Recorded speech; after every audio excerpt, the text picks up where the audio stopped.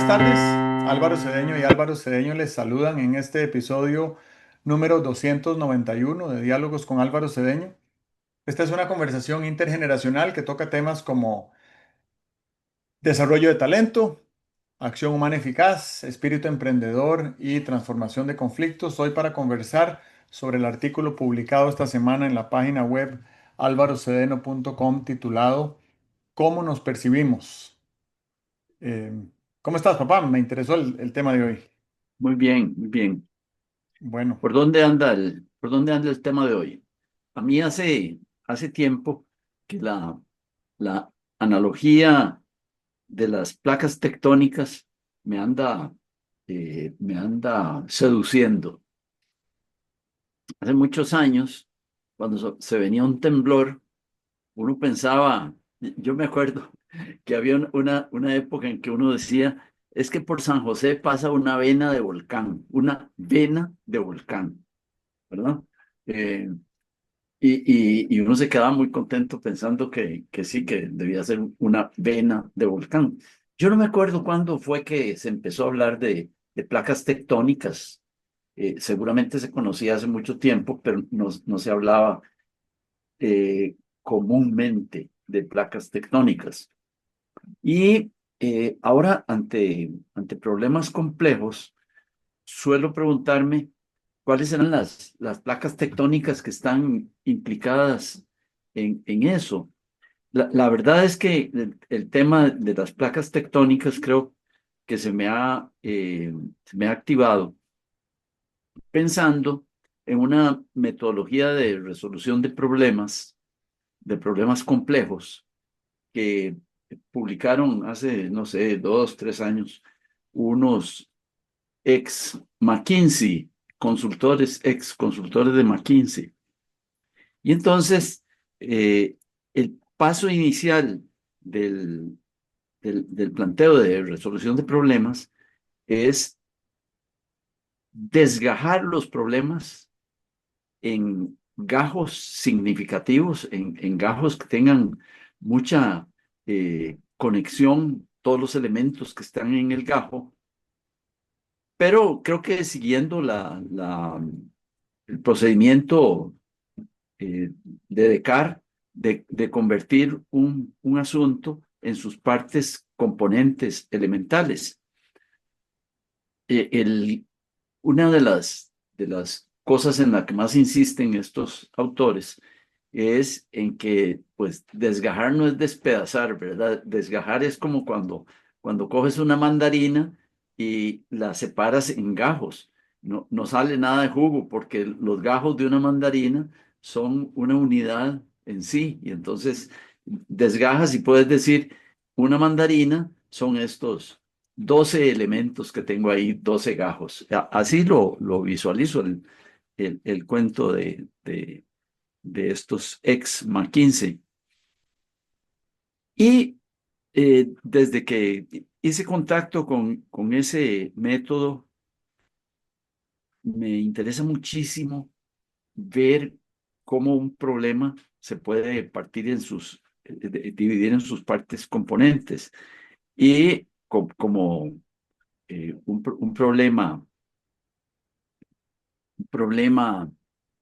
¿cómo se llama? Geológico. Se puede dividir en lo que está pasando en la corteza terrestre y lo que lo está causando allá en las profundidades tectónicas. Me interesa mucho plantearme la pregunta de qué será lo que se está moviendo por debajo. Eh, Veo, por ejemplo, las recomendaciones de mejoramiento que hay para una gran cantidad de cosas. Dice, desde cómo hacemos para, para mejorar el ambiente de una familia. ¿Cómo hacemos para mejorar el ambiente de una familia? Y entonces te dicen, bueno, si todo el mundo se respeta, si todo el mundo es generoso con el otro, si hay una conciencia de valoración de la familia, pues claro que la familia va a empezar a funcionar mejor. ¿Ves, por ejemplo, las recomendaciones sobre desarrollo de países? Ah, sí, es que si este país fuera más innovador, si ese país fuera más eficiente y si se metiera en cosas como país que agregaran más valor, ¿verdad? O sea, si en vez de estar sembrando cacao, hiciéramos chocolates, o si en vez de estar sembrando caña, hiciéramos un combustible de alto valor y tal y con alto valor energético, claro que uno dice, hombre, sí, sí, sí, eso mejoraría la forma como se están alcanzando los objetivos en ese país o en esa familia. Y me lo planteo porque eh, me resulta muy insatisfactoria la forma como nos planteamos los problemas eh, institucionales, nacionales. Uno dice, ¿cómo, cómo podríamos mejorar la caja de seguro social? Sí, claro. eh, si la gente fuera más diligente, si tuviera más conciencia del servicio que prestan, si tomaran la decisión de convertirse en servidores de los asegurados, la caja iría mucho mejor de cómo va, lo cual es totalmente cierto. Pero allí lo que hay es la gran pregunta. Ah, sí, sí. ¿Y cómo hace uno para que la gente tenga esa conciencia de que son servidores? ¿Cómo hace para que la gente visualice al cliente de la caja de seguro social como una persona necesitada y que merece ayuda y tal? Y eso es otro cantar. O sea que es posible eh, señalar diciendo verdad, sin que sea susceptible de que esa cosa sea señalada como falsedad, es posible decirle a alguien cómo puede mejorar su vida familiar o cómo puede mejorar la caja de seguro social, diciendo, en inglés se llaman platitudes. Yo creo que en español se deben llamar algo así como obviedades, diciendo obviedades. Bueno, Costa Rica, si se dedicara a unos procesos de producción que agregaran más valor, desde luego que el ingreso, el Producto Nacional crecería, ¿verdad? Si Costa Rica fuera más innovadora, claro que posiblemente sus procesos productivos mejorarían. Pero ¿cómo se hace para ser más innovador? Yo me pongo a pensar que para ser más innovador, no va a ser innovador el gobierno de la República, podría serlo, pero no, cuando decimos que el país tiene que ser más innovador, no va a ser más innovador solamente los proyectos de investigación, digamos, las áreas de investigación de las universidades. Para que se dé un cambio en el índice de innovación del país, tendríamos que conseguir que muchas personas tuvieran apertura hacia la innovación. Y entonces ahí ya estaríamos como una grada más abajo. Hemos dicho, es conveniente que el país innove, pero vamos a llamar debajo, ¿qué es necesario para que una persona o una organización innove? Y entonces ya sabemos, o por lo menos se ha escrito mucho sobre qué se necesita para que una organización sea más innovadora. Lo primero que se necesita es que haya un clima de aceptación del riesgo en una empresa donde le digan a todos los colaboradores, necesitamos ser muy innovadores, pero el que falle en un intento de innovación, lo fusilamos. Hombre, nadie va a intentar innovar. ¿Ok? Se necesita que haya un clima de apertura al riesgo. Eso ya está allá, a quién sabe cuántos metros de profundidad.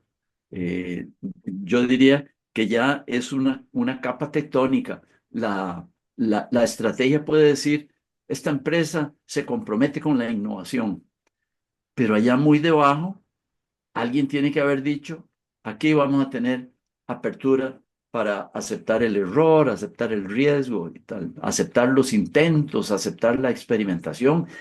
Eso está en una capa tectónica bien abajo. Y uno podría preguntarse también, ¿qué se necesita para que una empresa se abra al riesgo?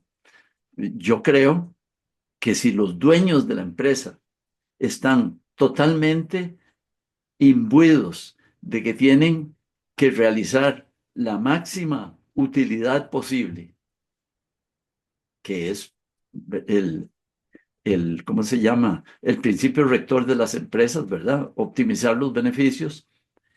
Eso puede entrar en colisión con la apertura ante el riesgo, porque el riesgo lo que te puede producir es pérdidas.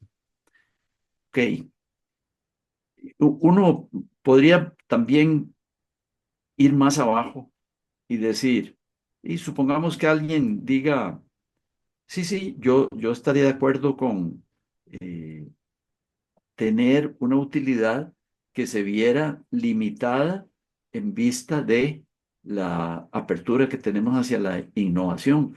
¿Qué habría por debajo de esos emprendedores que estarían dispuestos a decir, no, miren, nosotros no seguimos el principio de maximización de las utilidades, seguimos el principio de que, ya lo citamos aquí la semana pasada, de que el juego es infinito. Y entonces a mí no me importa salir 5 años con unas utilidades limitadas si yo sé que en el sexto año voy a subir una grada de rendimiento de mi capital. Esa es otra actitud totalmente distinta de un capitalista. Creo con eso haber explicado qué es lo que llamo las capas tectónicas y desde luego que no las quería aplicar aquí a decir cómo se mejora una familia ni a decir cómo se mejora la productividad de una empresa. Me anda preocupando muchísimo el país y veo las recetas y todavía no he visto el recetario de los candidatos, pero las recetas son todas muy generales, todas tradicionalmente, todas van en la superficie, ¿verdad? Hay que, hay que hacer más carreteras y hay que tener una producción de energía más acorde con el ambiente, pero cada una de esas cosas que se dice tiene un por debajo, tiene unas raíces, tiene unas placas tectónicas que la mueven, que creo que son los puntos neurálgicos en los que deberíamos estar poniendo atención. Planteado de otra manera, cuando vemos decir que hay que tener una producción de energía más verde, ¿qué cosas se pueden mover allá bien abajo en el subsuelo que impidan que lleguemos a tener una producción de energía muy verde? Porque de eso depende que podamos poner en marcha la recomendación de ser un poco más verdes en producción de energía. Esa es la idea, no sé si la planteo debidamente, eh, pero ahí la dejo, sí.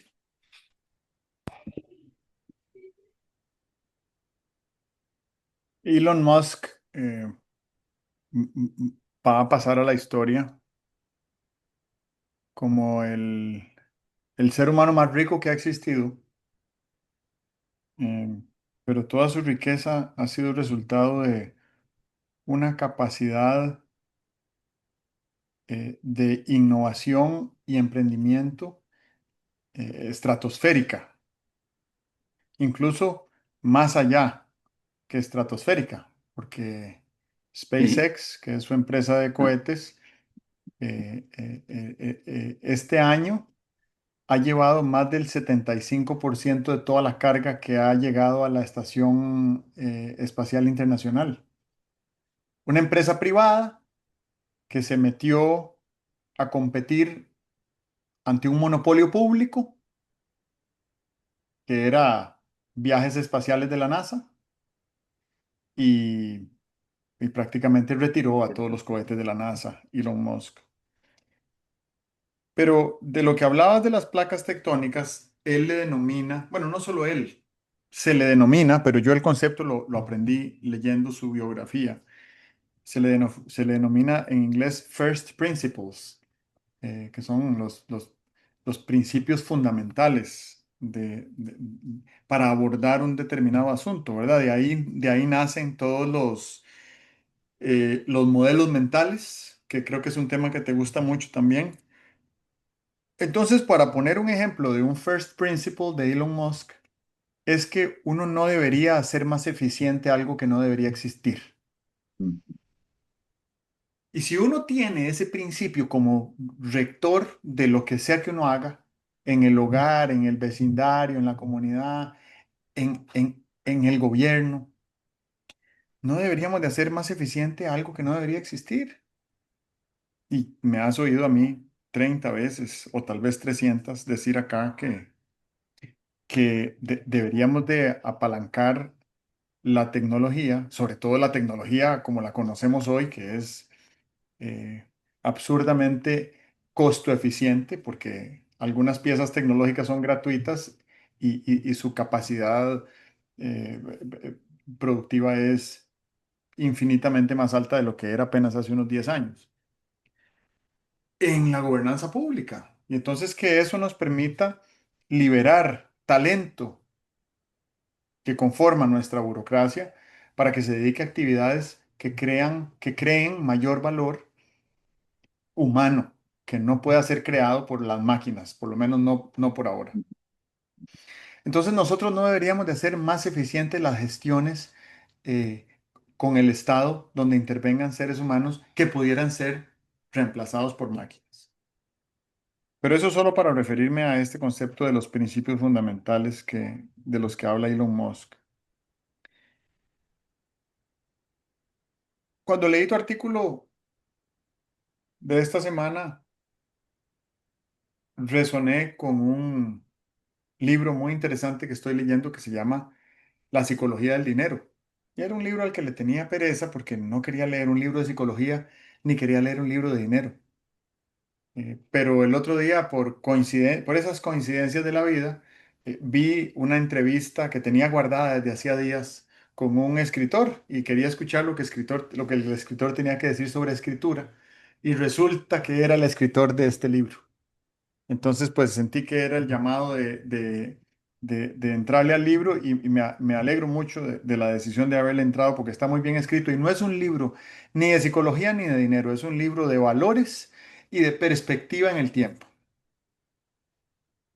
Y entonces él dice que si un extraterrestre hubiera venido a la Tierra en diciembre del 2007 y hubiera visto el panorama completo, y si hubiera ido y hubiera vuelto en diciembre del 2009 y hubiera visto el panorama completo, no hubiera podido entender por qué la economía global perdió 6 trillones de dólares y el desempleo en Estados Unidos creció en 10 millones de personas. Si no había habido ninguna bomba nuclear, si no había habido ninguna invasión militar, si todavía seguía en pie toda la maquinaria industrial, todos los mercados, todos los bancos, todo seguía igual. Para el extraterrestre hubiera sido muy difícil entender qué cambió entre diciembre del 2007 y diciembre del 2009. Ah, y él le agrega, de pronto en diciembre del 2009 todo el mundo tenía en su bolsillo un teléfono inteligente que 2 años antes no tenía. Lo que cambió entre diciembre del 2007 y diciembre del 2009 fueron las historias que nos contamos a nosotros mismos. Y la principal historia que dominó todos los titulares de todos los medios de prensa del mundo esos 2 años fue la peor recesión global de la historia. Y esto lo que hizo fue que causó una desconfianza en el sistema que nos empobreció a partir de las historias que nos contamos. Ve qué fascinante.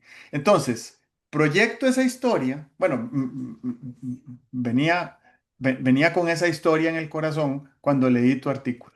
Y entonces combino las dos cosas y las proyecto hacia el futuro del país. Entonces digo, ¿cuáles son las historias que nos estamos contando a nosotros mismos sobre el país en este momento? Bueno, si escuchamos con atención al presidente de la República, la historia que el presidente está contando es que este país está arruinado y al borde del abismo por quienes gobernaron el país hace 15 años. Y, y hay gente que le cree, ¿verdad? Y yo creo que hay algo de razón en lo que el presidente dice, sobre todo porque gobernar es decidir y decidir es dejar de hacer mil cosas por hacer una. Entonces, las cositas que hemos hecho, los trapitos de dominguear que tiene nuestro país y nuestra cultura y nuestra historia como república, las hemos logrado a expensas de muchas otras que no hemos hecho, ¿verdad? No hemos podido tener un ejército robusto que sea digno representante de las milicias latinoamericanas. Hemos decidido hacer otras cosas. Entonces, podríamos echarle las culpas a don Pepe de no haber podido tener un buen ejército en este país. Carajo, ¿cómo puede ser? Qué inútiles. Y don Pepe nos descarriló de la idea de tener un buen ejército. No sé si se percibe mi Sí, sarcasmo. sí, sí, sí, sí. Entonces, si le prestamos atención al presidente de la República, lo que vamos a decir es, mira, estamos arruinados por aquellos que nos gobernaron hace 15 años, que ni sé quiénes eran porque ya no se aparecen, pero y los que nos gobernaron hace 5, hace 10 y hace 5, y los que nos están gobernando ahora, ¿qué están haciendo para sacarnos de la ruina y retirarnos del abismo? Y creo que lo que tenemos que hacer es, creo que tú lo has dicho, bueno, por décadas, y aquí en este espacio lo has dicho siempre, que hay que tener primero muy clara cuál es la visión de a dónde queremos ir. Y segundo, hay que comunicar esa visión y asegurarnos de que las personas que reciban la visión sientan la confianza como para expresar su sentir respecto a esa visión, eh, manifestar si se sienten incluidos, aclarar dudas que pudieran tener, hacer aportes que quisieran ofrecer y después decir a dónde se va a colocar para trabajar en esa dirección, ¿verdad? Y vieras que yo siento que desde hace más o menos 15 años no tenemos rumbo, no vemos allá adelante. Y digo allá adelante como si faltara mucho tiempo para el año 2040, pero lo cierto es que no falta mucho tiempo para el 2040, o mejor dicho, un día va a llegar el 2040. Entonces, el día que llegue el 2040, habrá quien se pregunte, bueno, ¿y por qué en el 2025 no tuvimos capacidad de visión de decir, ¿por qué no podemos llegar a ser una Costa Rica más desarrollada, más madura, más rica, más inclusiva, más sostenible? Em, y no es por falta de imaginación, ni es por falta de información, ni es por falta de análisis comparativos con otros países. Hoy más que nunca tenemos suficientes ilustraciones de cómo podría ser Costa Rica si le aumentara 2 clics a su afán de convertirse en una nación desarrollada. Eso toca fibras económicas y fibras políticas y fibras culturales y fibras sociales, y fibras ambientales, por supuesto. Y perfectamente podríamos encontrar amplísimas masas críticas de personas interesadas en vivir en ese país y en ayudar a construirlo.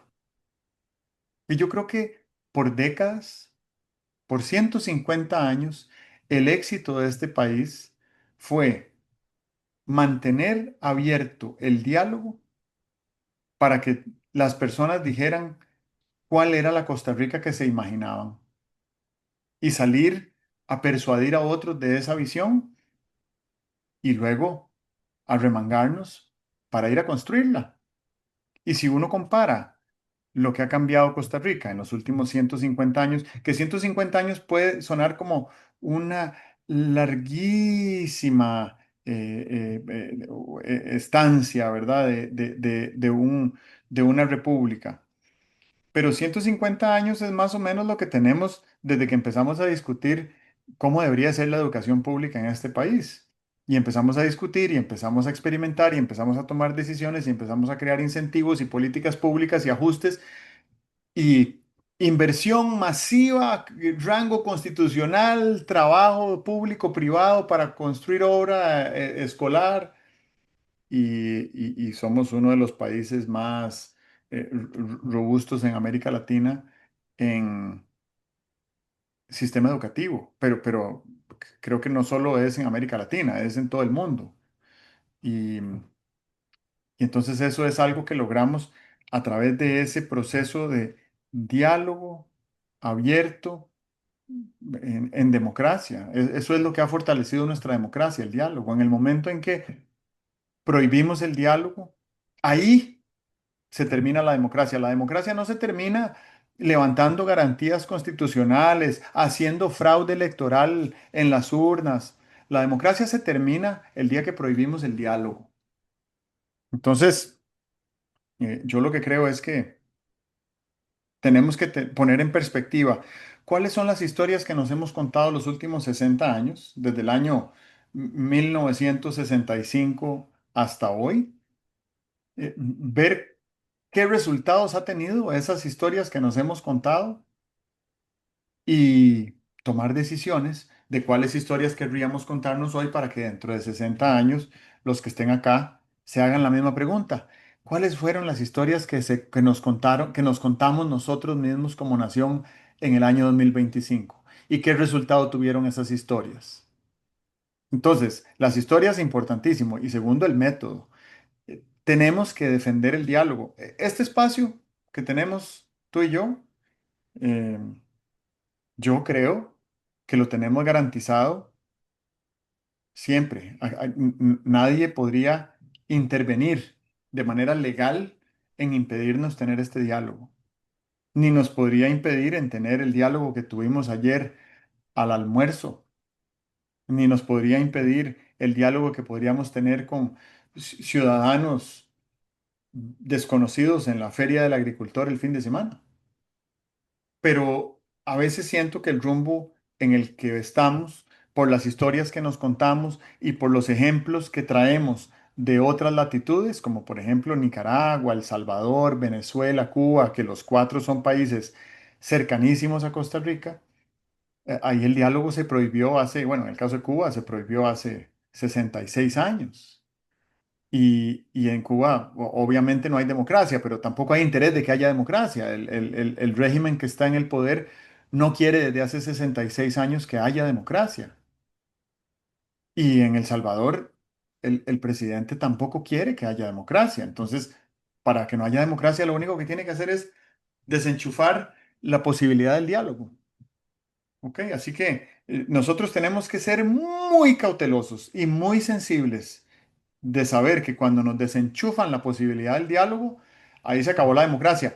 Y probemos hoy en la noche, ¿qué se siente que no nos dejen hablar a la hora de la cena? Esa sensación que vamos a tener ahí se va a multiplicar por órdenes de magnitud si a nivel estatal le quitamos a las personas la libertad de dialogar o las garantías constitucionales de moverse, agruparse, asociarse. De eso se trata.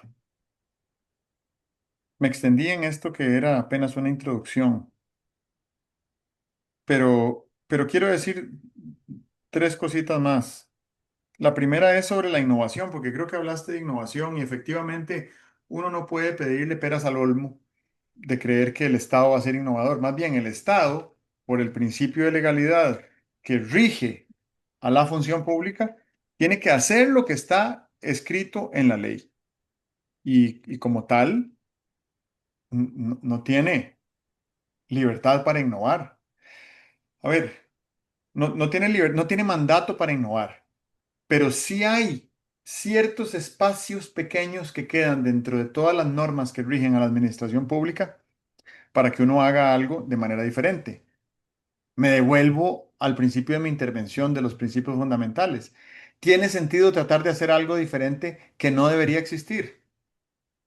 Esa debería ser la pregunta fundamental. Y lo segundo es estimular, por medio del diálogo, al sector privado, a toda persona ciudadana interesada en que algo suceda de mejor manera o más eficiente o más barato o más fácil o más rápido, a que se haga desde lo privado y se pruebe desde lo privado y algún día, si eso realmente toma arraigo en en la ciudadanía, puede llegar a convertirse en una herramienta de política pública. El Simpe Móvil no es un invento del Banco Central, es una adopción del Banco Central, de una innovación privada que alguien más inventó en otro lugar, ¿verdad? Y fue demasiado exitoso el Simpe Móvil, tan exitoso que ahora están viendo a ver cómo hacen para cobrarle impuestos. En fin, lo otro que quiero decir sobre la innovación es que cuando China empezó a convertirse en una potencia comercial, entendió muy bien que el verdadero valor económico en un mercado está en la propiedad intelectual de las patentes de invención, de las innovaciones que se registran. Eso es lo más valioso que tiene la economía, la propiedad intelectual, ¿verdad? Lo más valioso que tiene Coca-Cola no son sus camiones, ni sus botellas, ni sus edificios, es su marca. Y entonces, eh, en China quisieron acelerar la innovación. Y para acelerar la innovación, le empezaron a decir a los trabajadores de las empresas, mire, hágame una lavadora que lave con menos agua y que lave más rápido y que sea más barata. Y la innovación no se puede hacer por encargo. Además de que la innovación requiere de tres factores fundamentales. Requiere de libertad, requiere de diversidad y requiere de permiso para equivocarse y volverlo a intentar. Y aquí en Costa Rica tenemos esos tres elementos de sobra por múltiples generaciones, los hemos tenido, ¿verdad? Con todo y chota. La chota es el precio que uno paga por equivocarse y volverlo a intentar. Y, y aún así, la gente robustece su carácter y lo vuelve a intentar y salen adelante. Pero siento que hay una diferencia entre el impacto de la innovación y la incumbencia de la innovación. Yo puedo decir a una innovación que le impacte a todas las personas del país. Podría ser eh, un gobierno digital donde todos los trámites municipales se hagan en una aplicación en el teléfono móvil. Entonces ya no hay que volver a ir a la municipalidad nunca más en la vida. Pero la incumbencia de esos cambios no es para toda persona que va a ser impactada. No todos los ciudadanos que tienen relaciones con la municipalidad tienen que ver con la innovación para que se pueda desarrollar la gobernanza digital a través de una aplicación. Eso le corresponde a un grupito muy pequeño de personas que diga, queremos hacer esto, lo lleven adelante, busquen aliados, busquen recursos, hagan un piloto, lo prueben, reciban retroalimentación, lo mejoren y lo lleven a un punto donde ya puedan irse a ofrecer a las municipalidades hasta que un día el régimen municipal o el Estado costarricense adopta la política pública de gobierno digital municipal y el asunto quedó convertido en una institución, ¿verdad? Pero empezó por un grupito muy pequeño de personas que dijeron, esto tiene mérito, vamos a intentar hacerlo. Esa es la incumbencia de la innovación, aunque el impacto sea para millones de personas. Entonces siento que aquí, en cuanto a la incumbencia de la innovación y la incumbencia de la gobernanza, la incumbencia del diseño de políticas públicas, son grupos muy pequeños de personas, muy pequeños, de personas pensantes, con visión, con sensibilidad cultural y con ganas de contarse a sí misma y a su grupo unas historias que tengan un impacto positivo en la Costa Rica que seremos dentro de 60 años. Muy bien. Creo que estamos en el mismo camino. Eh, a ti, eh, te interesa ilustrar las capas ahí inferiores donde se están moviendo lo que yo llamo las raíces de las cosas que están en la superficie. Y eso quiere decir que estamos en el mismo camino. Mencionas unas variables y las mencionas en un orden en que realmente me ilustran mucho, ¿verdad?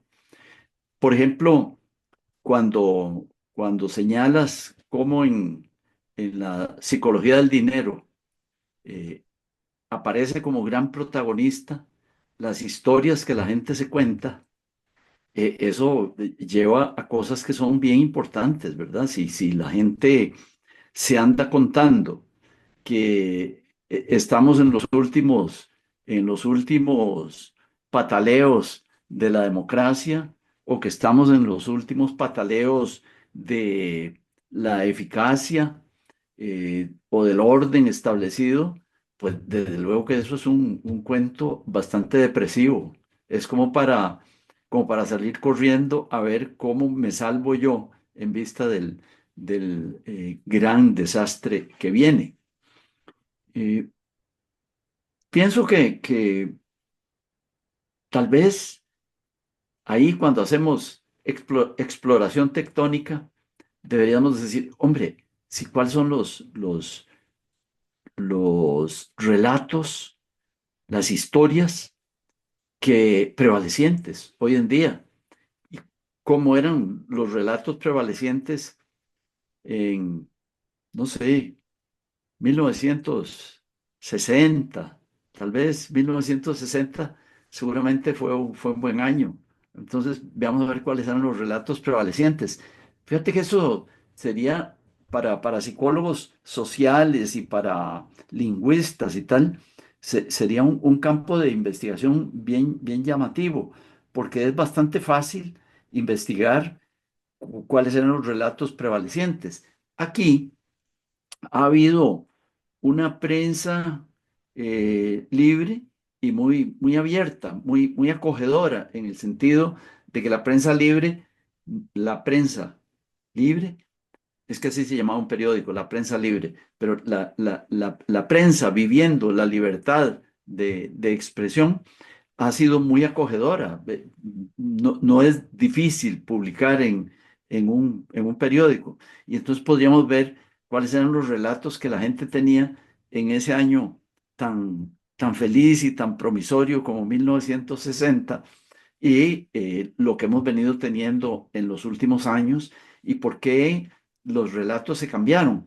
Yo creo que los relatos pesimistas tienen ya tiene ya su tiempo en el país.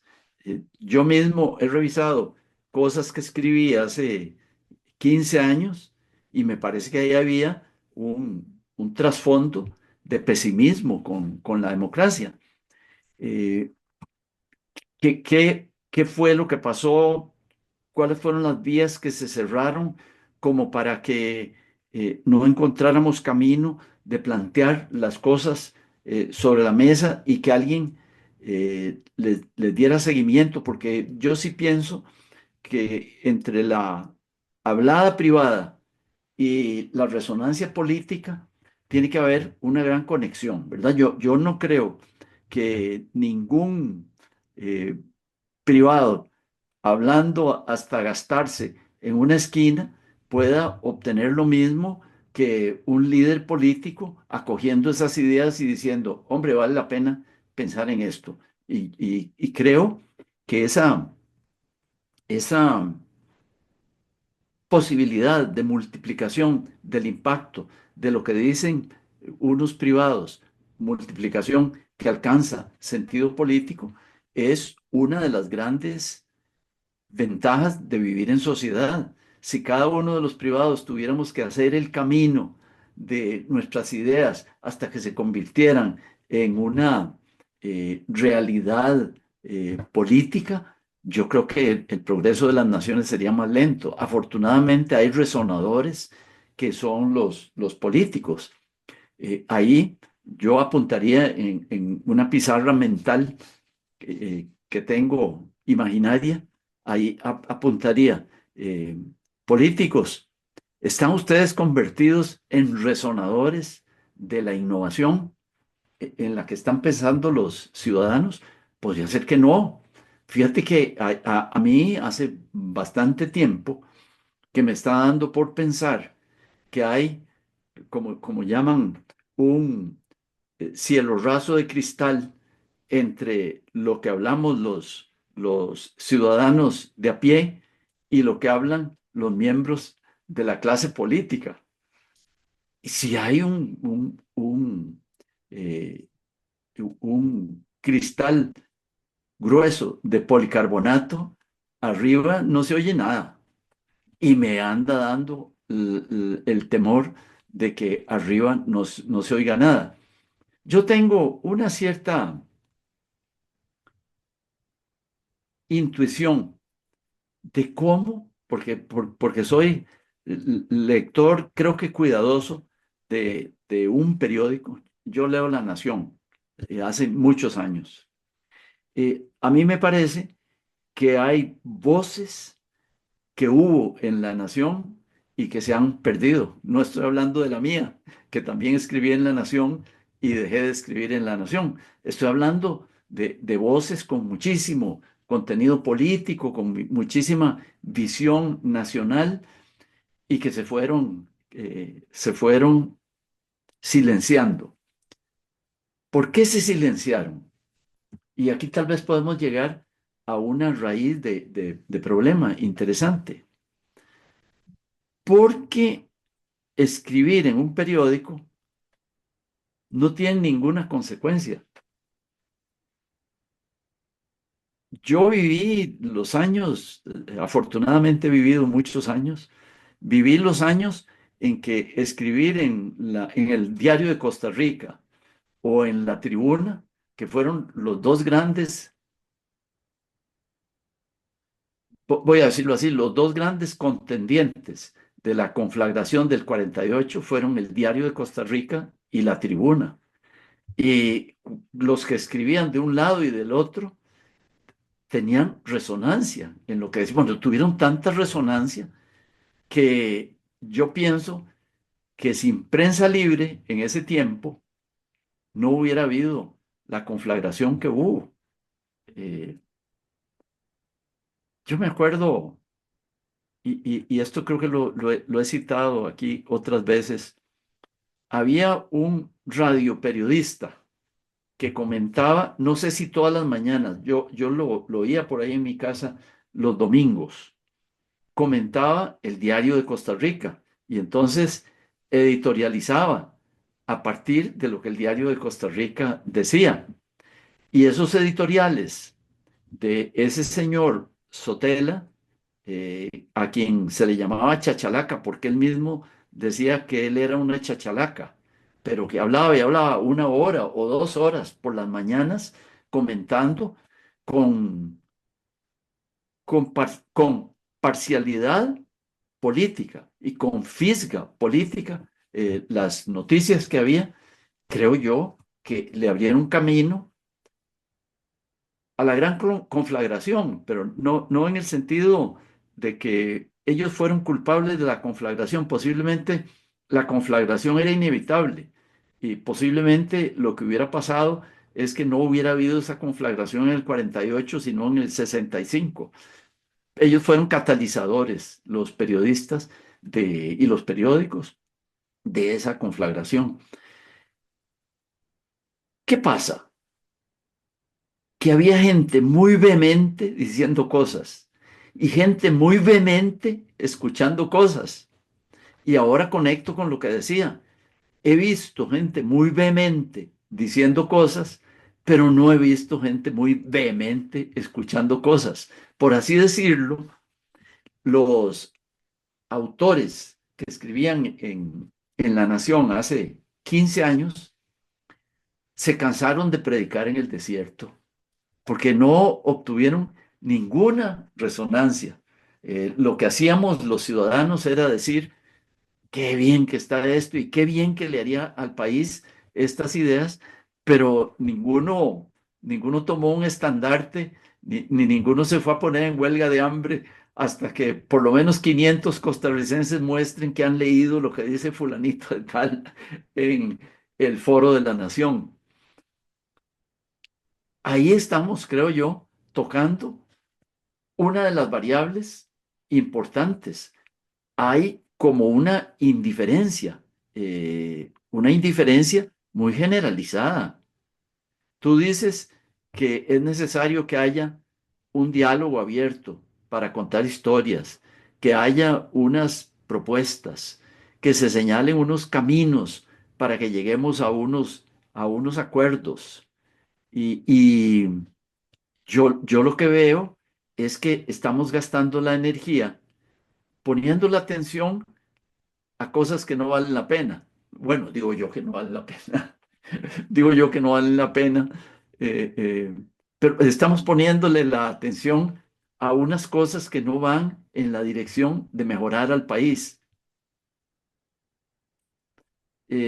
Creo que las propuestas se las recibe con un plop, lo que llaman un plop es, oigo la propuesta y no me pongo ni pálido ni colorado, simplemente las dejo pasar porque yo sé que si uno deja pasar una propuesta, se perdió.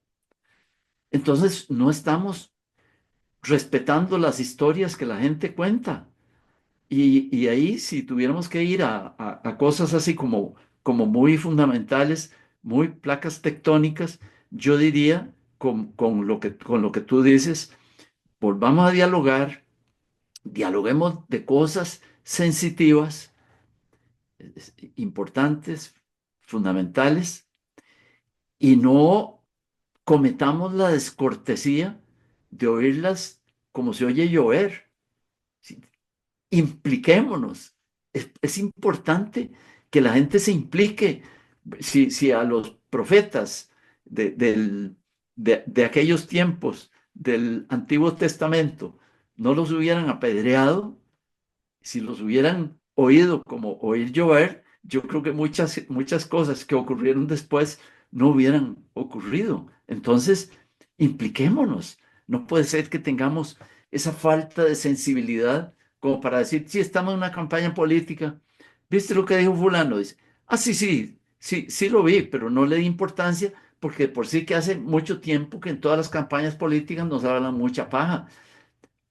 Tal vez es un hecho que nos hablen mucha paja, pero en esta campaña política deberíamos decir, bueno, yo me voy a implicar y por lo menos voy a salir a decir, esto no se lo recibo porque es pura paja y le voy a demostrar que es pura paja. Me parece que esa sería una forma de participar en la campaña, pero no podemos simplemente mirar en otra dirección y decir, uy, todas las campañas son iguales, todos los candidatos ofrecen lo mismo, luego no cumplen y tal y cual. Eso está muy abajo como una placa tectónica o como decía al principio, como una vena de volcán que podría hacernos mucho daño y tenemos que ir con geólogos políticos a escarbar esa cosa y a ver cómo enderezamos nuestra manera de ser en esta materia.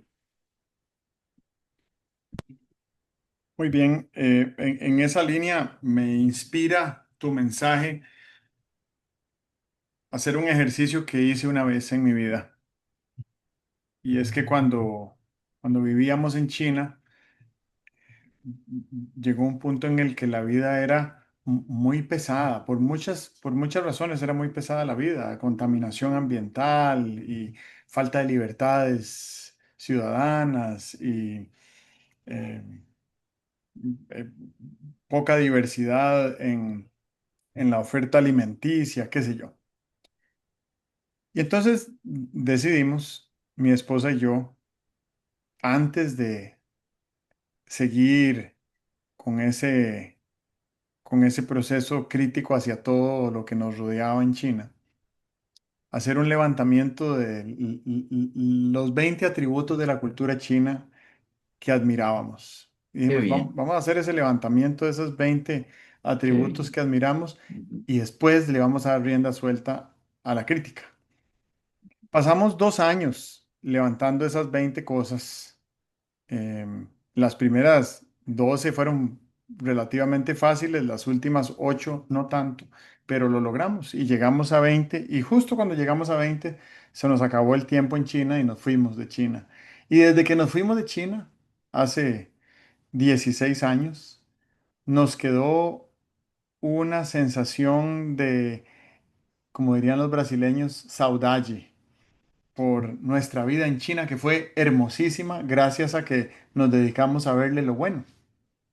Entonces me gustaría proponer y ofrecer, y lo asumo como un desafío personal, identificar las 20 cosas buenas que esta campaña política nos traiga, por lo menos desde mi juicio subjetivo, desde mis sesgos, ¿verdad? Escuchando tantos candidatos como pueda de los 20 que son. No los puedo escuchar a todos todo el tiempo, pero por ahí me aparecen capsulitas de uno que otro y a todos les veo cosas buenas, ¿verdad? Entonces, me voy a proponer hacer un levantamiento de las 20 cosas buenas que nos aporta esta campaña, sobre todo desde el punto de vista de las narrativas que nos queremos contar a nosotros mismos, porque es muy probable que la narrativa donde todos quepamos por los próximos 60 años la están contando parcialmente entre todos los candidatos. Ese es mi cierre. Bueno, es una conclusión muy bonita. Mi cierre es que cuando yo sea mayor me gustaría tener ideas tan buenas. Bueno, tal vez el Muy año bien. entrante. Muchas Muy gracias. bien. Bueno, que Nos estés muy vemos. bien. Hasta Chao. luego.